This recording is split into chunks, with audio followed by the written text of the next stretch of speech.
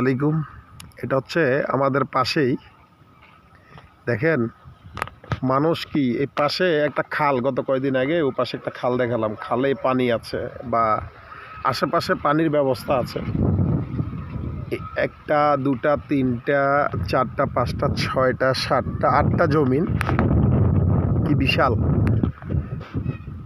এই জমিনের মালিকগুলা যাক ওদিকে বলবো না, কারণ মালিকদের অবশ্যই পশালা, কিন্তু অন্য কেউ করবে তাও দিবে না মনে হয়, সম্ভবত এমনভাবে দিবে।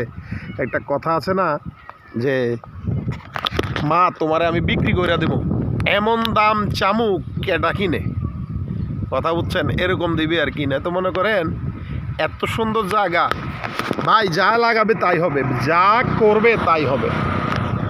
দেখেন কত সুন্দর, রাস্তার পাশেই এই জায়গাটা, কত সুন্দর।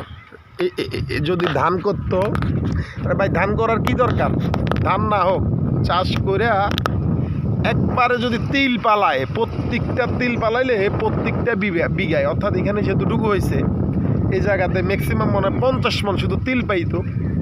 তিলের যেই একটা ডিমান্ড আমাদের দেশে, ভাই তিল পালানোর কি দরকার, এই জায়গাতে কি লাগাবে রে ভাই। তিল বলেন, সরিষা বলেন, সরিষার দিন তো চলে গেছে, এখন তিল লাগাইতে পারতো, মশারির ডাল লাগাইতে পারতো। তারপরে আপনি মনে করেন সব কিছু বাদ দিলাম, যদি মনে করেন এই জায়গাতে কুল আছে না, কাশ্মীরি কুল লাগাইছে, এই বছর লাগাইছে, পরের বছর থেকে ফলন, পেয়ারা লাগাইছে ফলন।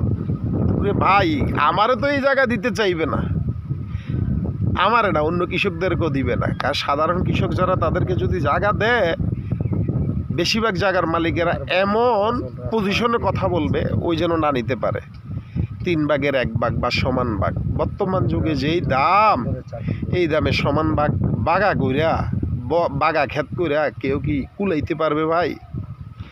এই পাশে জমিনগুলোতে দেখেন কত সুন্দর ধান, দেখছেন আলহামদুলিল্লাহ কত সুন্দর। দেখেন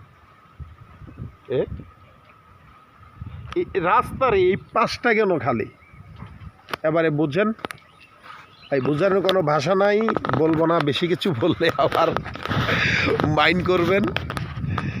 আমাদের দেশে এরকম মানুষ এখনো আছে ভাই, হিংসা পতনের ভুল জানতাম, কিন্তু বর্তমান যুগে হিংসা করলে উপরে ওঠে। হ্যাঁ, বেশি কিছু বলবো না, হাসি পাচ্ছে, কারোর বড় অভিযোগ নাই। আল্লাহ তুমি সবাইকে বুঝার তৌফিক দান করো। আসসালামু আলাইকুম ওয়া রাহমাতুল্লাহ।